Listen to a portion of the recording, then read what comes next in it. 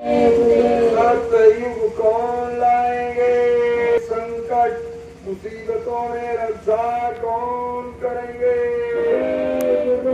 जन्म मरण की पीड़ाओं से कौन बचाएंगे, 84 नरकों से कौन बचाएंगे, जीवात्माओं को निधान कौन पहुंचाएंगे।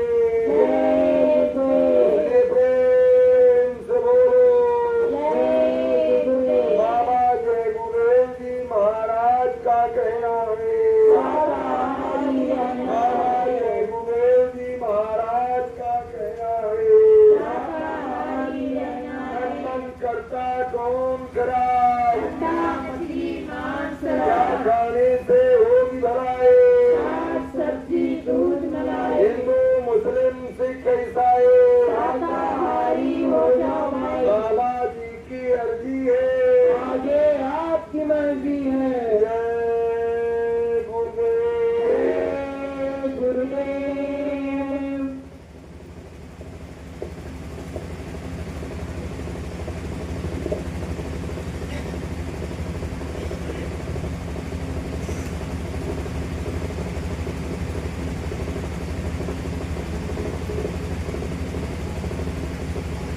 तीन लोक नवखंड गुरते बड़ा न कोई, करता करे न कर सके, गुरु करे सो, सब धरती कागज करूं, लेखन सब बन रहा है, 7 समुद्र की मसी करूं, गुरु गुण लिखा न जाए। जय गुरुदेव, जय गुरुदेव।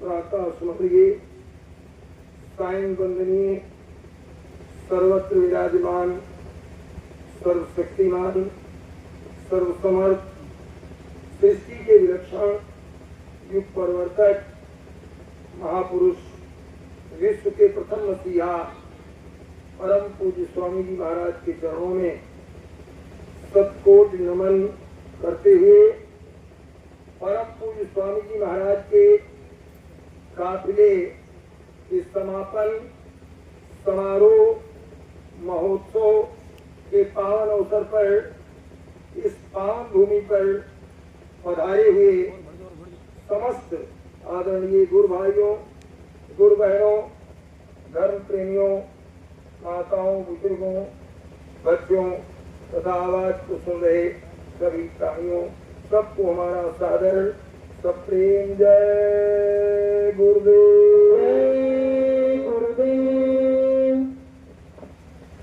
प्रेमी भाई बहनों,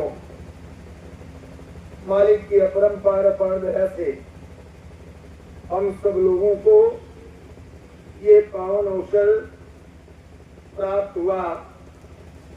गुरु महाराज ने 2006 में अपने एक विशाल काफिले को लेकर लखनऊ की इस पावन भूमि पर समापन सत्संग नामदान देने की कृपा की थी।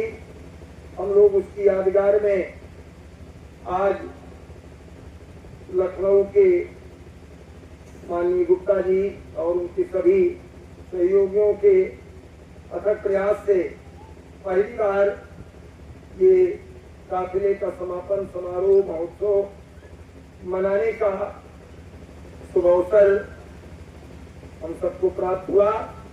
ये हम सबकी हो भाग्य। प्रेमी भाई बहनों, गुरु महाराज हमको आपको इस कलयुग के मलिन समय में मिल गए। हम लोगों को अपनाया, अपने अमोलक नाम की दौलत को हमको आपको सबको बख्शीश किया। ये उनकी अपरंपार अपार दया है। इससे हम लोग कभी भी उनसे ऋण और उद्धार नहीं हो सकते। हम लोग इस लायक नहीं थे, हमारे अंदर कोई ऐसी खोज नहीं थी कोई ऐसी तड़प और विरह नहीं थी, लेकिन मालिक ने अति दया और कृपा करके हमको आपको किसी न किसी माध्यम से, किसी न किसी के द्वारा प्रेरणा दिलवाकर अपने चरण शरण में बुलाया और अमोलक नाम की दौलत हमको आपको बख्श दिया, जिस नाम की दौलत को पाने के लिए देने के पहले महात्माओं ने, संतों ने अपने भक्तों की बड़ी बड़ी परीक्षाएं ली, उनसे बड़े बड़े त्याग करवाए और तब कहीं जाकर उनको ये रास्ता जो अपने घर जाने का सच्चा सरल सीधा मार्ग है सब देते थे।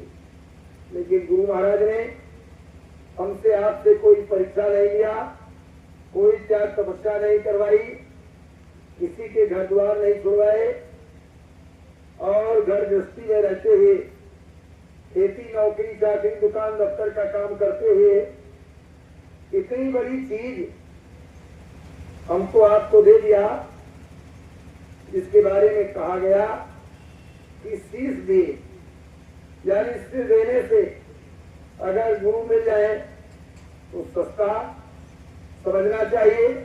हमको आपको कुछ भी नहीं देना पड़ा, हमें आपको गुरु महाराज की दया से लगकर अपना काम बनाने की जरूरत है। गुरु महाराज बराबर प्रार्थना में कहते हैं कि काम अपना करो भाई, पराये काम नहीं फंसना। धाम अपने चलो भाई, पराये देश नहीं रहना। ये देश काल भगवान का है। हम सब लोग इस काल की नगरी में कितने दिन हो गया आए हुए और आकर यहां फंस गए, उसकी गिनती नहीं की जा सकती। गुरु महाराज ने तो यहां तक कहा कि आपको अपने घर से आए हुए इतना ज्यादा दिन बीत चुका है कि अगर लिखा जाए तो संसार में जितना कागज है, जितनी कलमें हैं, जितनी स्याही है, सब खत्म हो जाएगा, लिखा नहीं जा सकता। कितना दिन हो गया अपने घर से आए हुए। जब इतनी लंबी अवधि बीत गई तो हम लोगों को अपने घर का होश ही नहीं रहा, अपने पिता की याद ही नहीं रही। ये तो गुरु महाराज ने अपार दया की कि आकर अपने घर का भेद बताया और ले चल करके पहुंचाने का भी वादा गुरु महाराज ने किया है। उन्होंने अपने काम का ऐलान किया है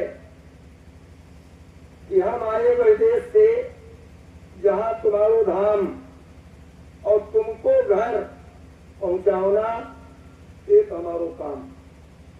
हमारा असली काम एक है कि तुम अपनी बात एन केन प्रकारेण अपने घर को अपने पिता की गोद में, अपने प्रीतम के पास पहुंचो।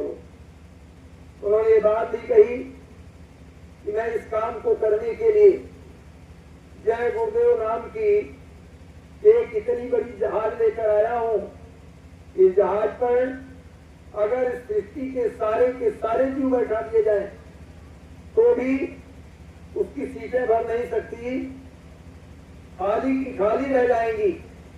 और जो बैठ जाएंगे, बीच में उछल कूद नहीं करेंगे, उनको सबको इस पार से उस पार कर दिया जाएगा। इतना बड़ा ठेका, इतनी बड़ी जिम्मेदारी गुरु महाराज ने लिया। वो सृष्टि के विलक्षण महापुरुष क्यों कहे गए, युग परिवर्तक क्यों कहे गए? देखिए, दो तरह की शक्तियां इस पृथ्वी पर समय अनुसार अवतरित होकर आती रही और आती रहेंगी। एक तो काल की शक्तियां अवतार लेकर आती हैं, जिनको निमित्त अवतार कहते हैं। जैसे भगवान राम का अवतार हुआ, भगवान श्री कृष्ण का अवतार हुआ, ये सब काल की शक्तियां थी। भगवान राम स्वयं कहते हैं कि काल रूप तिनको हमें भ्राता, शुभ और अशुभ कर्म फल दाता।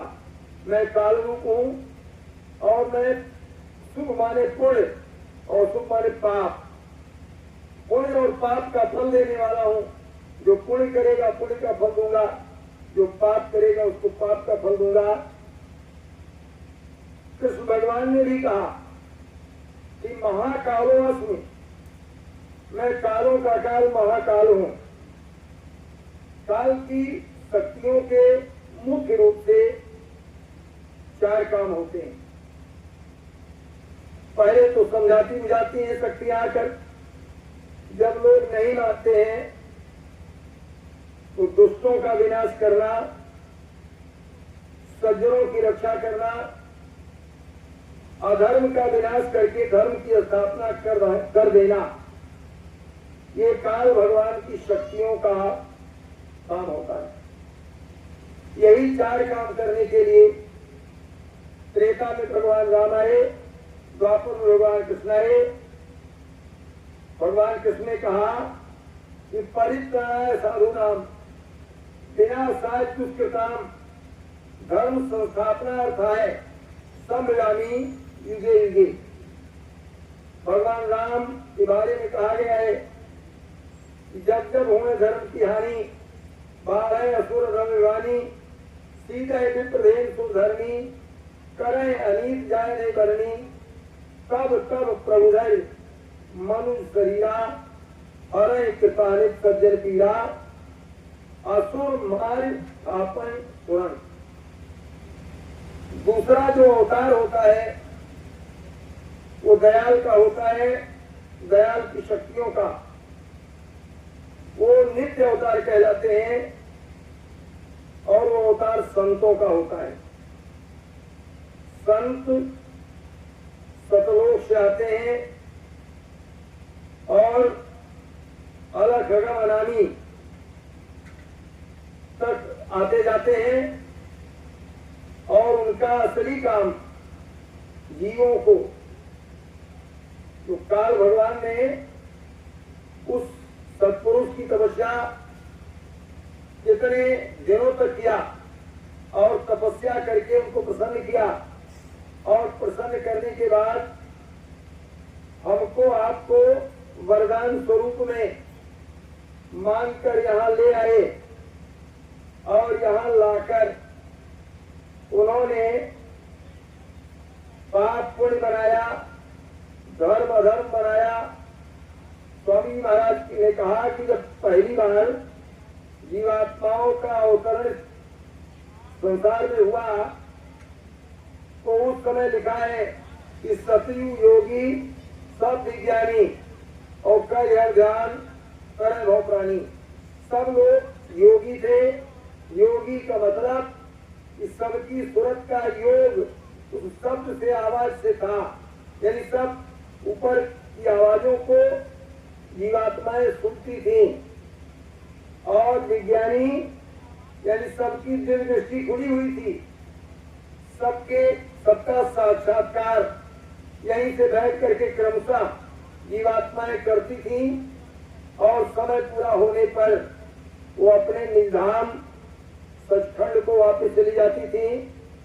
बहुत सी खेपें, स्वामी जी महाराज ने कहा कि बहुत सी खेपें निकल गई। तो काल भगवान को चिंता हुई कि इतने दिनों तक कठिन तपस्या के बाद ये जीवात्माएं हमको वरदान स्वरूप में प्राप्त हुई है, जब ये सब की सब वापस चली जाएंगी तो हमारी सारी तपस्या व्यर्थ हो जाएगी, हमारा राज्य सूना हो जाएगा, फिर दोबारा हमको ये मिले या न मिले। तो उसने हमको आपको सबको फंसाने के लिए आज्ञा महाशक्ति जो उन्हीं के साथ और उतारी गई थी, उनसे रल मिलकर 3 पुत्रों को जन्म दिया, ब्रह्मा विष्णु महेश। और फिर इनको काल भगवान ने आदेश दिया कि जा करके समाधि लगाओ, तपस्या करो। परम पूज्य स्वामी जी महाराज ने अपने संदेश में कहा कि जा करके 20-20 हजार वर्ष तक अखंड समाधि लगाया ब्रह्मा, विष्णु और शंकर जी ने। और फिर जलिन द्वीप में बैठकर 3 लोक के मालिक जो काल भगवान है, उन्होंने कहा कि मैं कुछ बोल रहा हूं, तुम लोग सुन रहे हो? तो शंकर जी ने और विष्णु जी ने कहा कि कुछ समझ में नहीं आ रहा, लेकिन ब्रह्मा जी ने कहा कि मैं सुन भी रहा हूं और समझ भी रहा हूं। तो कहा ठीक है, तो जो मैं बोल रहा हूं उसको लिखो। स्वामी जी महाराज ने कहा कि उस समय कागज नहीं था, तो भोज पत्र लेकर किसी विशेष चीज से लिखना शुरू किया। वो बोलते गए, ये लिखते गए। 1 लाख ऋचाएं, 1 लाख श्लोक लिखा, जिसको वेद कहते हैं। स्वामी जी महाराज ने कहा कि पहले एक ही था, बाद में उसके 4 टुकड़े किए गए, ऋग्वेद, सामवेद, अथर्ववेद और यजुर्वेद। इन चारों वेदों में 1 लाख ऋचाएं हैं। उसमें 80,000 कर्म कांड, 16,000 उपासना कांड और 4,000 ज्ञान कांड। 1 लाख ऋचाएं। उसमें लिखाया क्या? उसमें ये लिखाया कि ये कर्म करना पाप है, ये कर्म करना पुण्य है, ये काम करोगे तुम स्वर्ग जाओगे, ये काम करोगे तुम नरक जाओगे, ये काम करोगे 84 जाओगे, ये काम करोगे राजा महाराजा बन जाओगे, ये काम करोगे तुमसे साहूकार बन जाओगे, ये काम करोगे गरीब बन जाओगे, ये काम करोगे लंगड़े लंगड़े बन जाओगे। ये सब उन वेदों में लिखाया। और जब लिख गया तो स्वामी जी महाराज ने कहा कि 3 लोक के मालिक ने आदेश दिया कि इसका ढिढोरा पीटो। तो सारे संसार में 10,000 वर्ष तक ढिढोरा पीटा गया कि संविधान बन गया, संविधान बन गया, संविधान बन गया और फला तारीख से लागू हो जाएगा। स्वामी जी महाराज ने कहा कि उसके पहले किसी को पाप पुण्य लगता नहीं था, पाप पुण्य था ही नहीं। जीवात्माएं बिल्कुल पाप पुण्य से रहित थी। लाखों लाख वर्ष की आयु पूरी करके सतयुग में 1 लाख वर्ष की उम्र होती थी और अपने घर को जीवात्मा वापिस चली जाती थी। तो पाप पुण्य का विधान बन गया। और पाप पुण्य जो जीव की बेड़ी, एक लोहे की, एक सोने की। पाप जीव को बांधने की लोहे की बेड़ी है और पुण्य जीव को बांधने के लिए सोने की बेड़ी है। यानी बेड़ी जैसे हमारे आपके पैरों में डाल दिया जाए, चाहे सोने की डाली जाए और चाहे लोहे की डाली जाए, तकलीफ दोनों की बेड़ियां हमको आपको देंगी। पाप लोहे की बेड़ी इसलिए है कि पाप करने के बाद जीव को नरक में 84 में जाना पड़ता है, और पुण्य सोने की बेड़ी इसलिए है कि पुण्य करने के बाद जीव को स्वर्ग वैकुंठ आदि में जाना होता है, राजा महाराजा बन जाता है। लेकिन स्वर्ग वैकुंठ में जाने के बाद भी पुण्य सीढ़े मृतलोक के, जितना उसका पुण्य होता है यहाँ का, उसको भोगने के लिए जाता है। जब पुण्य खत्म हो जाता है तो फिर इसी मृतलोक में उतार दिया जाता है। इसका नमूना गुरु महाराज ने अपने सत्संग संदेश में एक बार बताया।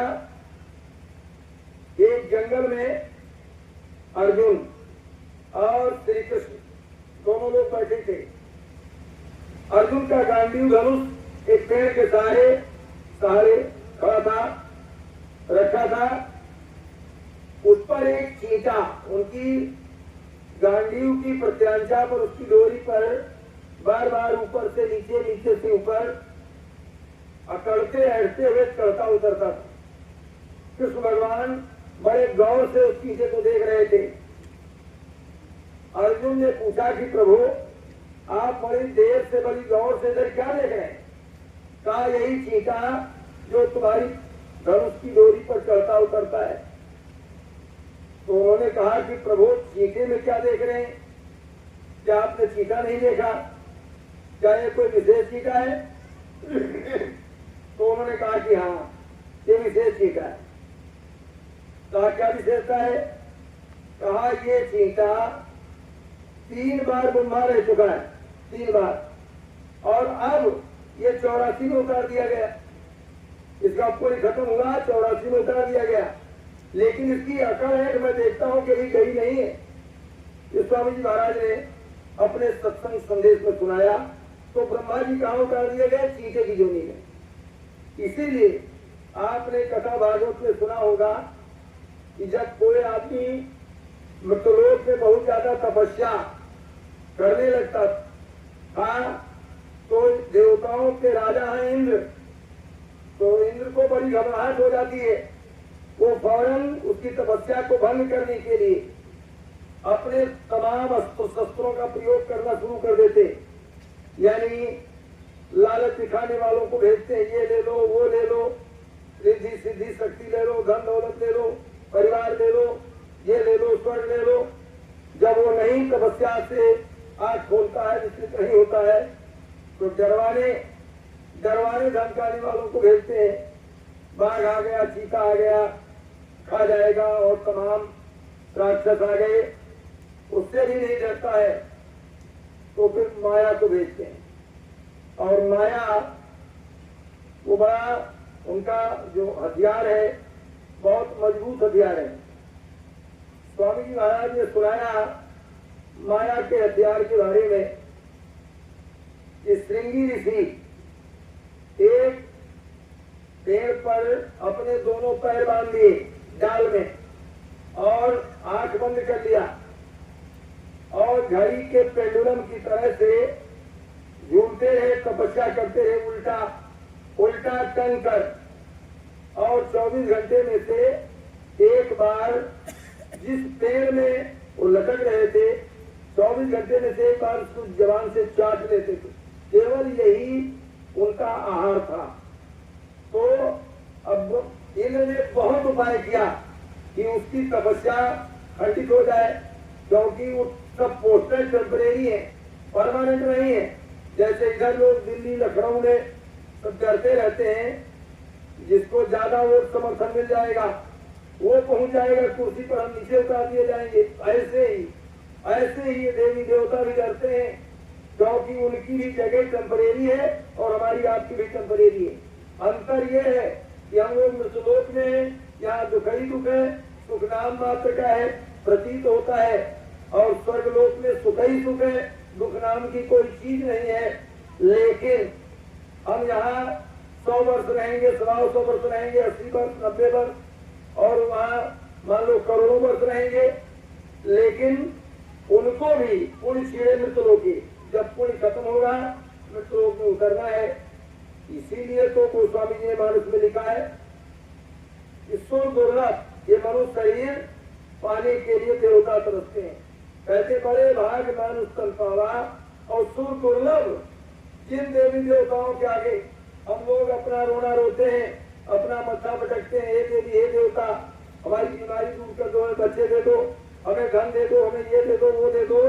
वो देवी देवता इस मानव शरीर को पाने की प्रार्थना उस प्रभु से बराबर करते हैं, लेकिन जल्दी उनको मिलता नहीं। ऐसा क्यों है?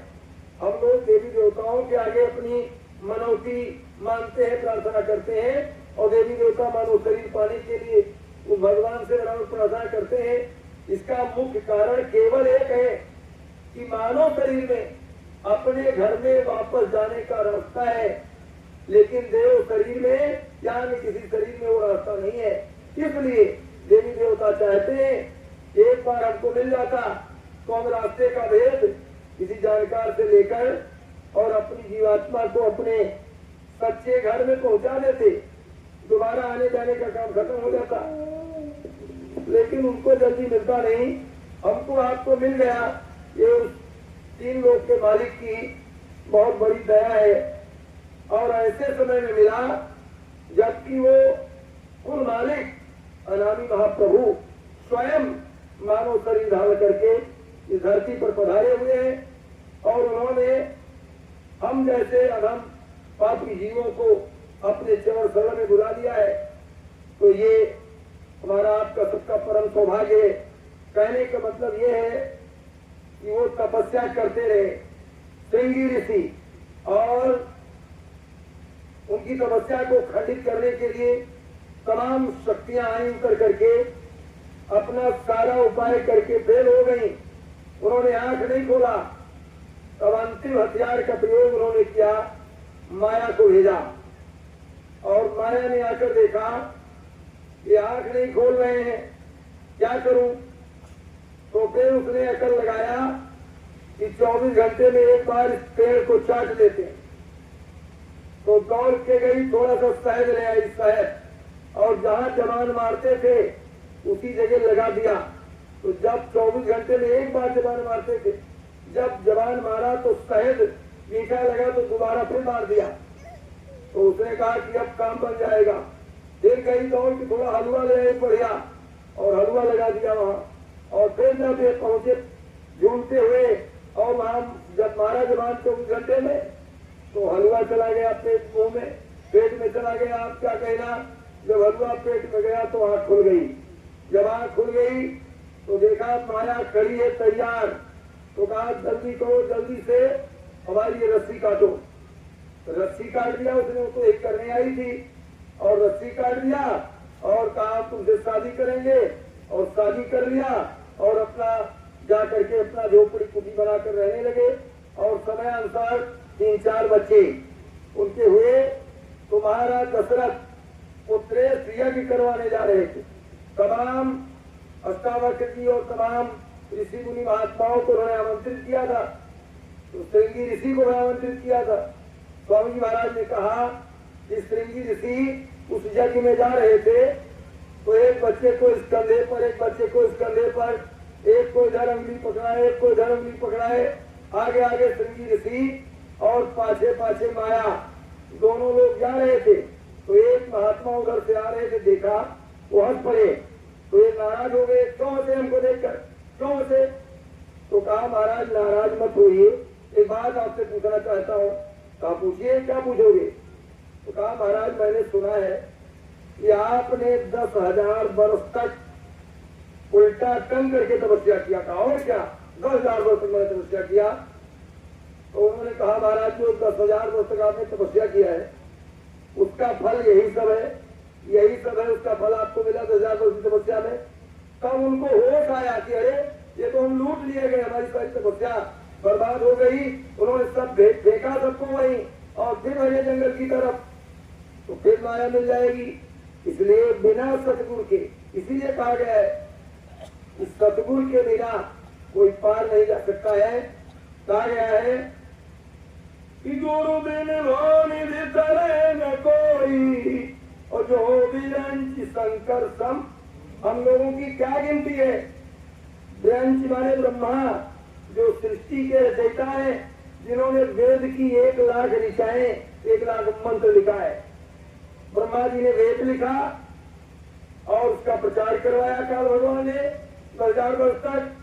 विष्णु जी को काम दिया कि सबका पालन पोषण करो, और शंकर जी को जिम्मेदारी दी कि तुम सबका संहार करो।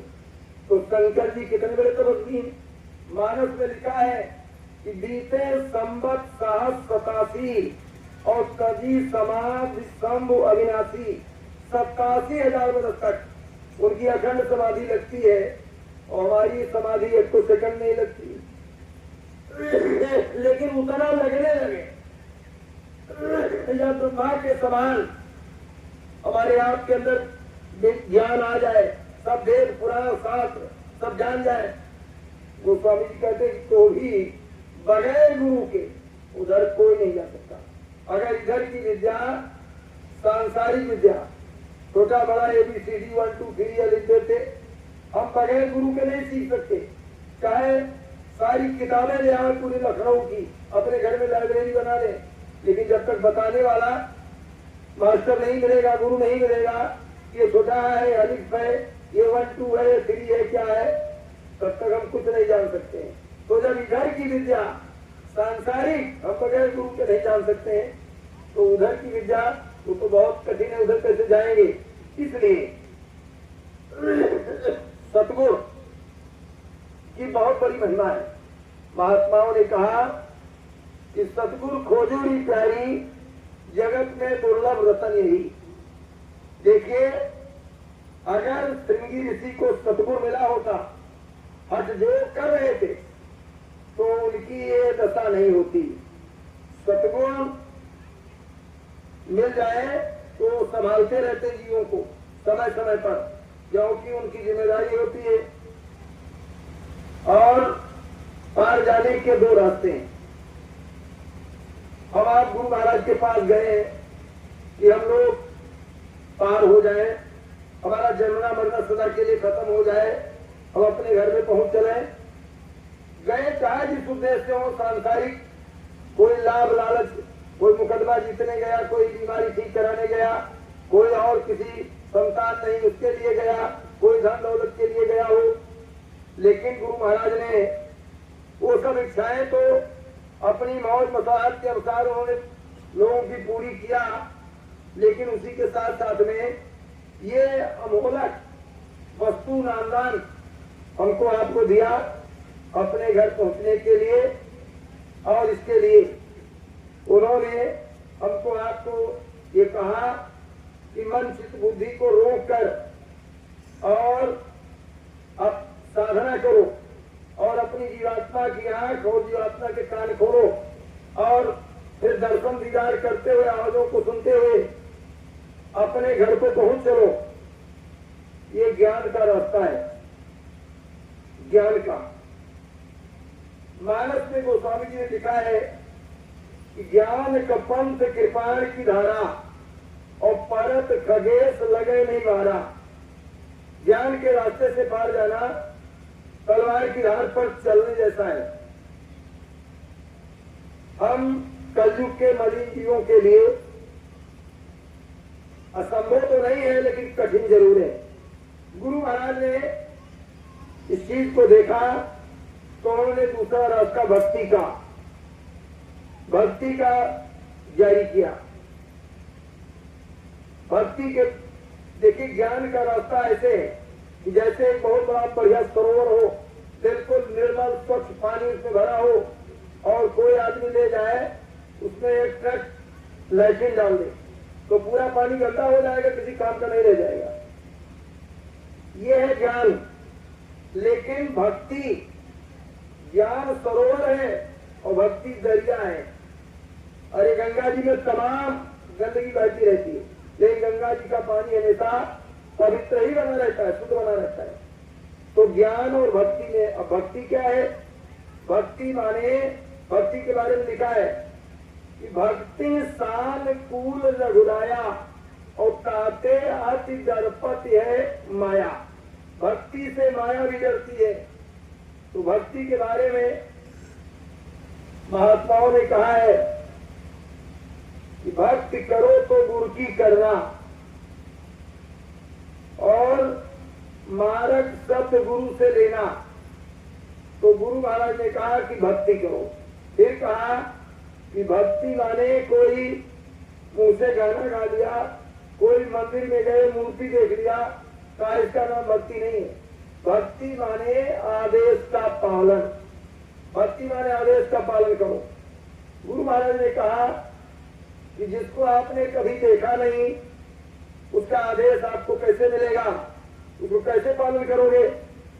जिसको आपने देखा है, जिसने आपको रास्ता बताया है, जिसने आपको भेद बताया है, उसके आदेशों का पालन करते चलो।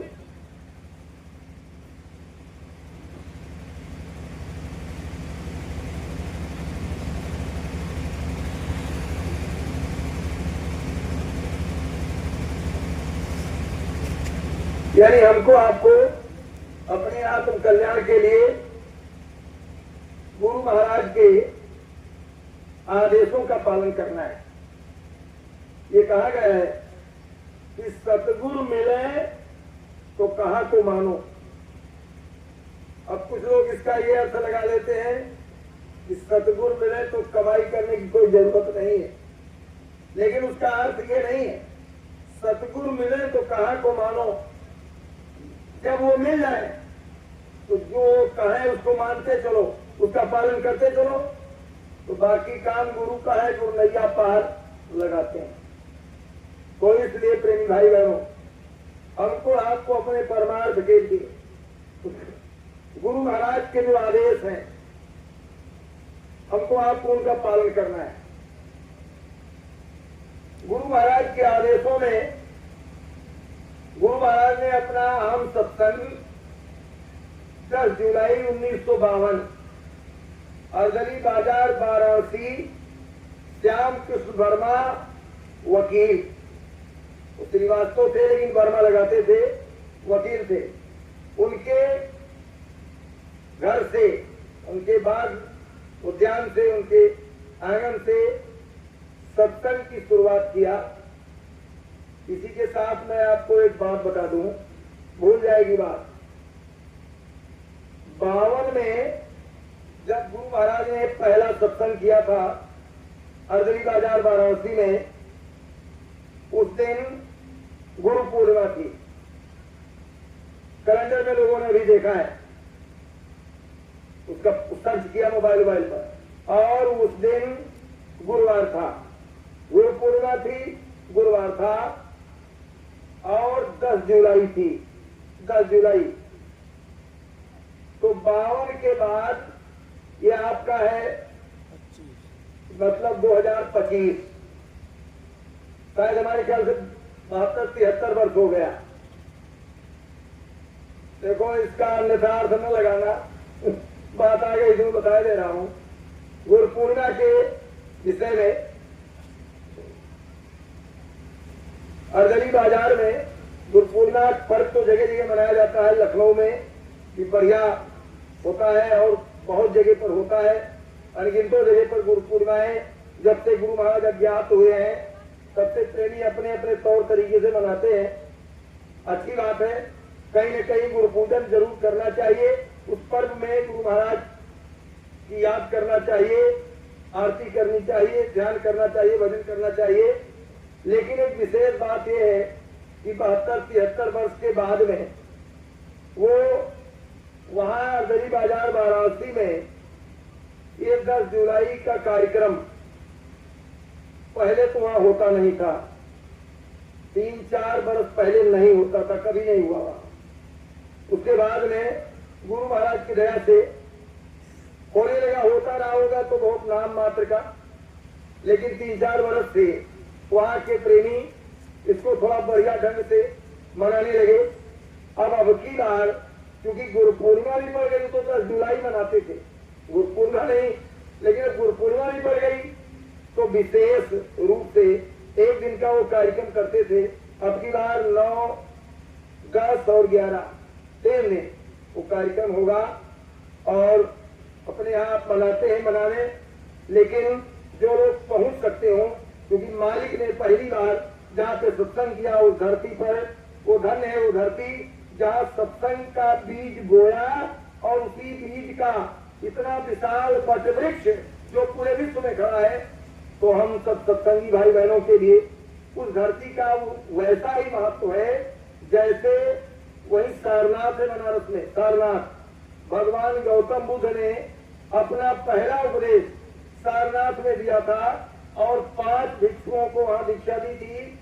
मैंने जाकर के सारनाथ देखा है कि देश विदेश के तमाम लोग वहां आते हैं, बैठ करके साधना इस समय भी करते हैं और वहां धरती को नमन करते हैं।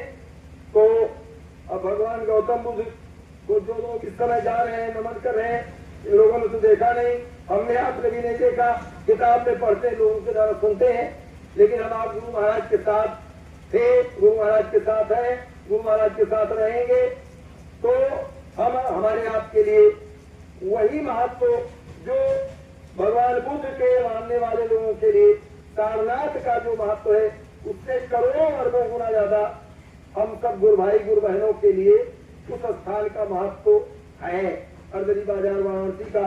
हालांकि वहाँ अब वो प्रीतम कॉम्प्लेक्स बन गया है, लेकिन जो उस परिवार के जहाँ मालिक ने सत्संग किया था, एक विनय कुमार श्रीवास्तव जी है, एक ऐतिहासिक पुरुष उस परिवार के, और वो उसमें अपना पूरा योगदान देते हैं और ये चाहते हैं कि बड़ी सी छत है तो छत पर कोई स्थान बन जाए बड़ा, कि जिससे मतलब मालिक की ये जगह सुरक्षित हो जाए। पहले लोगों ने ध्यान दिया नहीं।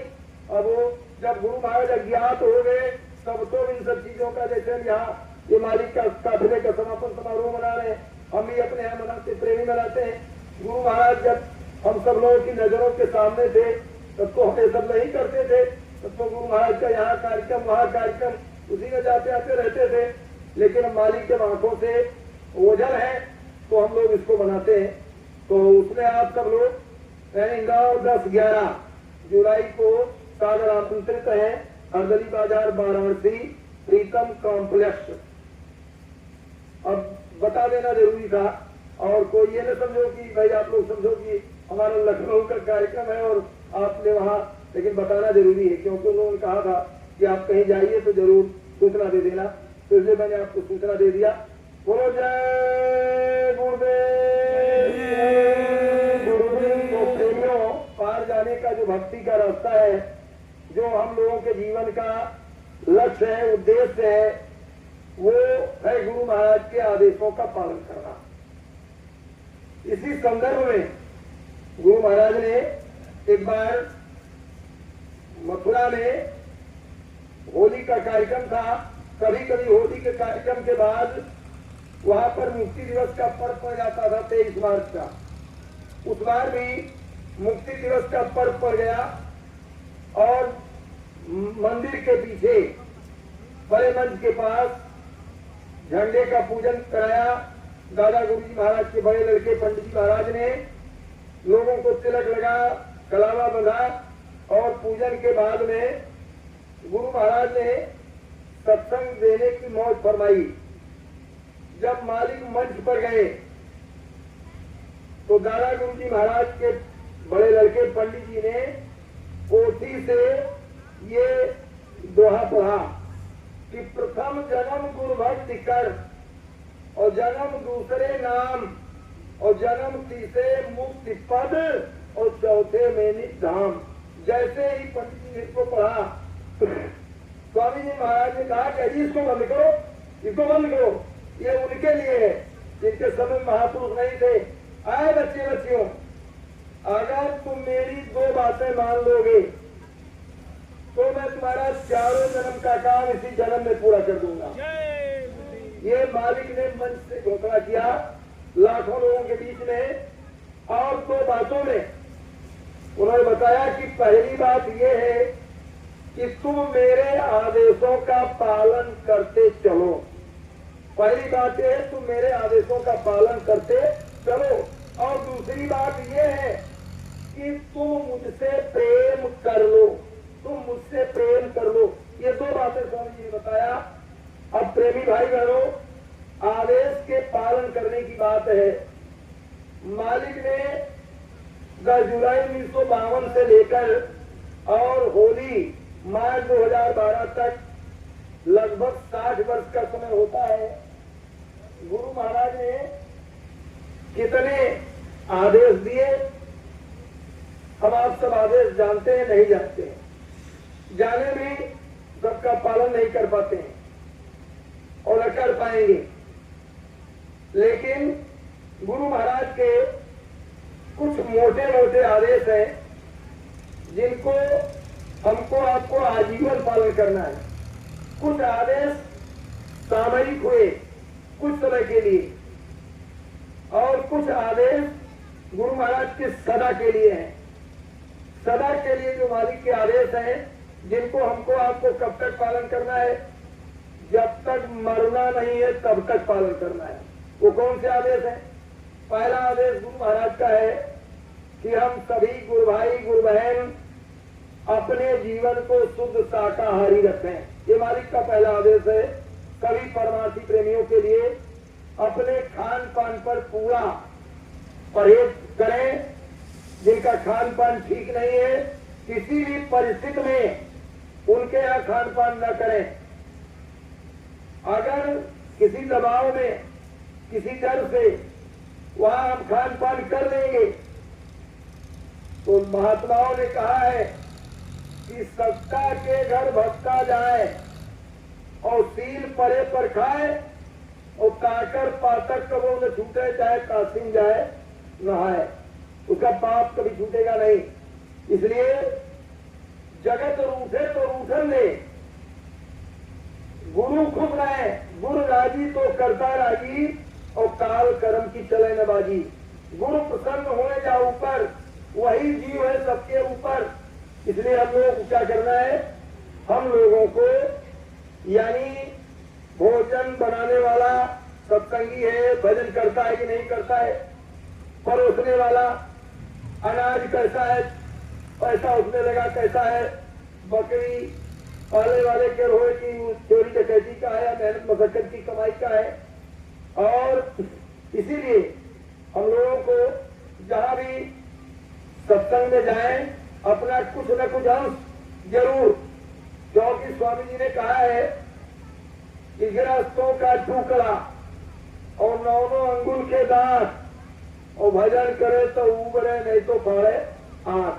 तो भजन कितना, हम तो भैया कुछ भजन नहीं कर पाए, कितना भजन होता है। इसलिए कुछ न कुछ अपनी कमाई का अंश वहां सेवा में जितना भी बल पड़े अपनी श्रद्धा के अनुसार राशन है या कुछ न कुछ पैसा है लगाना चाहिए, जिससे ज्यादा बोझ न आवे। तो बनाने वाला, परोसने वाला, बर्तन, हर चीज का अनाज, हर चीज का ध्यान रखना चाहिए। सत्संगी भाई बहनों को हमेशा यही प्रयास करना चाहिए कि अपना नामदानी भाई बहन ही बनावे, वही परोसे। और नामदानी मतलब कोई मथुरा चला गया या मौसी हवाई अड्डे पर स्वामी जी आए वहां आ गया और नामदान मंच से स्वामी जी ने दिया सुन लिया, वो नामदानी नहीं हो गया, न वो सत्संगी हो गया। स्वामी जी ने कहा कि सत्संगी वो है जो सत्संग का काम करे, और नामदानी कौन है, जो नामदान लेकर सुमिरन ध्यान भजन करे। सत्संगी का सुमिरन ध्यान भजन के अलावा और भी ये सब सत्संग के काम है। तो सत्संगी की श्रेणी नामदानी से भी ऊपर है, वो सुमिरन ध्यान भजन भी करेगा और सत्संग का काम भी करेगा। तो और मान लो कोई चला गया सत्संग में और सुन लिया और चला आया, न कभी सुमिरन ध्यान भजन किया, न कहो 10 रुपया कहीं सेवा दिया, न गुरु के किसी आदेश का पालन किया, वो किस बात का नामदानी और किस बात का सत्संगी। तो प्रेमी भाई बहनों, पहला आदेश मालिक का क्या है कि हम लोग अपने जीवन को शुद्ध शाकाहारी रखें, खान पान का पूरा परहेज करें। मतलब मांस, मछली, अंडा, शराब तो हम लोग नहीं खाते पीते हैं, तभी सत्संगी हैं। लेकिन और भी तमाम चीजें हैं जो शाकाहारी नहीं है, जो लोगों के खान पान को दूषित कर देती है।